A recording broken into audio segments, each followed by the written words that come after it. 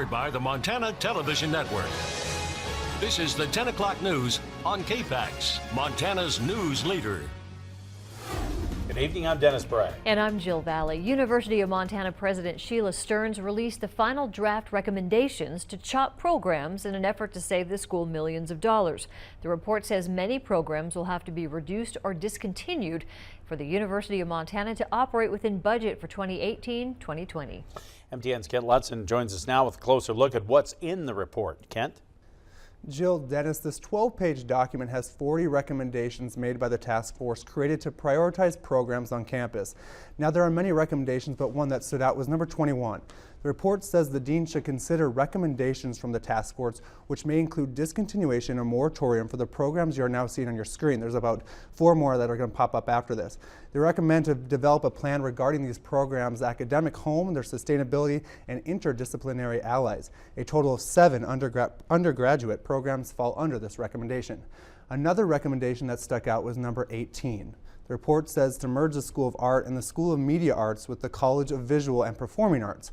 The task force recommends to review if the school can save money through a stronger connection of these programs. Now, this is just a portion of the full report. The final decisions on program cuts are due to be determined by Friday, December 15th. Jill, Dennis? Thanks, Kent. And read the full document of all those recommendations. You can go to our website at kpax.com.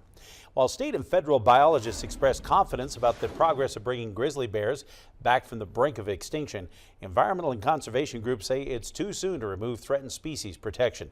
That message delivered again today as members of the executive committee of the Interagency Grizzly Bear Committee gather in Missoula for their annual winter meetings. And the theme remains positive about the various bear populations in the Northwest, from the Yellowstone bears in Montana and Wyoming to the grizzlies now beginning to wander out of Glacier and the Bob Marshall Wilderness into the northern Montana plains. The biologists say bear populations aren't necessarily booming, but they are continuing to increase in most areas, with delisting bears in the Northern Continental Divide ecosystem, or NCDE, on the horizon. However, conservation groups continue to sound a message of not so fast. They urge the committee to take more time and use caution to precisely follow federal law. And resist the temptation to delist and start grizzly bear hunting before we have grizzlies fully occupying all of these great big habitat areas we have in the northern Rockies. If you move forward with rushing the NCDE delisting, you will fundamentally undermine all of the progress that you've made toward recovering these other populations. And it's an absolute tragedy that we're here focusing on delisting Glacier's bears and removing those protections, and we have the Northern Cascades recovery effort being totally undermined. The agencies have emphasized that any specific action to remove protection for those northern grizzlies still has to be developed. If you have used those fee-free days to visit Glacier National Park, you'll need to check your calendar for next year, as the National Park Service announces it's dramatically cutting those free entrance days next year. The Park Service has used the days as a way to promote the parks, to encourage outdoor recreation, and to say thank you to the public for several years. This year, there were 10 fee-free days at the parks that do charge entrance fees, like Glacier and Yellowstone. There were 16 days in 2016 when entrance fees were waived, but that's all going to change this coming year.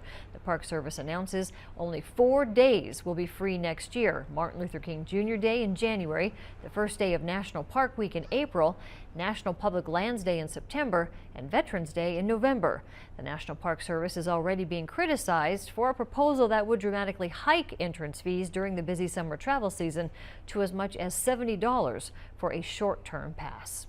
Well, we have more chilly temperatures and fog that have covered our region. That's been the case for a while. We're still hoping for a change. So let's go over now to Chief Meteorologist Aaron Yost with a look at what our weather's looking like now. Aaron.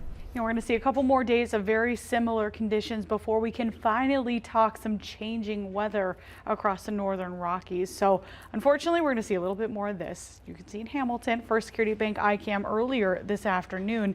Now we've seen quite a bit of cloud cover lift on out this evening. Again, good indication that we'll likely see fog redeveloping for tomorrow morning. So I'm not anticipating any big changes to the forecast period over the next couple of days. Tomorrow we might get a couple of light snow showers closer closer to the Continental Divide.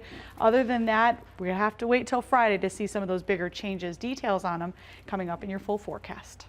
In a major twist tonight, Alabama elects the first Democrat to the Senate in 25 years. Voters turned out in large numbers today for that state's special election, and they picked Doug Jones over former state judge Roy Moore. CBS correspondent Mola Langhe has the latest tonight from Montgomery, Alabama. CBS News is projecting Democrat Doug Jones has defeated Republican Roy Moore in Alabama, winning the Senate seat once held by Attorney General Jeff Sessions. Jones's campaign rose to victory thanks in part to African-American voters in the state. I think everybody realized how serious this election was once Donald Trump was on the bandwagon for Roy Moore. Moore, who traveled to the polls on horseback, stands accused of sexually harassing or assaulting multiple women when they were in their teens and he was in his 30s, claims he denies. I've just always thought that he was a good man, and I just don't pay attention to a lot of the talk. CBS News exit poll data showed voters were largely split on whether they believe the allegations were true. The Trump factor seemed to matter more to those who voted for Roy Moore than Doug Jones. Nearly 6 in 10 of them said they made their choice to express support for President Trump. Roy Moore is the guy we need. The president stood firmly behind Moore, breaking with some members of his own party in an effort to keep the seat in the solid red state in Republican hands. You've had Republican senators who believe Roy Moore's accusers and who think the party, by supporting Roy Moore and the president by supporting Roy Moore, has gone too far, has put winning above all else. Moore had hoped to rally the conservative base in the state. His loss Tuesday night now gives Democrats a clearer path to a Senate majority in 2018. Mola Langhe, CBS News, Montgomery, Alabama. And just a few minutes ago, all the news is that Moore is refusing to concede this race. Shortly after his win, Doug Jones issued a tweet saying, "Thank you, Alabama."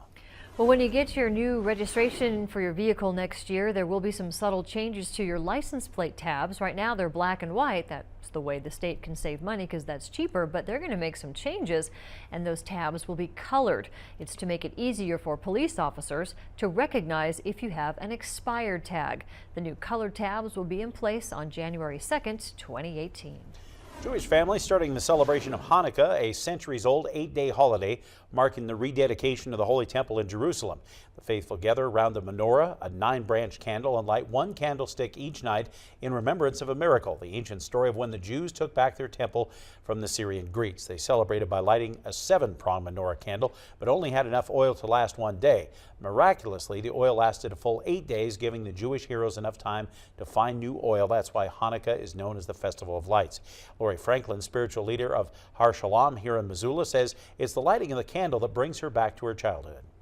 Well, the absolute favorite part of this time of year for me is sitting in the candlelight and go right back into being like the 5-year-old who is just amazed by the magical light at night in the dark.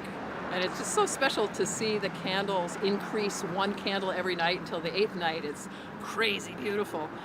While those candles burn, some families spend 30 minutes singing traditional songs and playing games as part of the celebration. And a big thank you to our generous viewers who have donated over 2 tons of food so far, 2.5 tons almost really, in the KPAX First Security Bank Holiday Food Drive. That includes food donated at Lookout Pass over the weekend. You have time to still drop off your non-perishable food items at any First Security Bank branch in the Bitterroot or Missoula Valleys or any Glacier Bank branch in northwest Montana.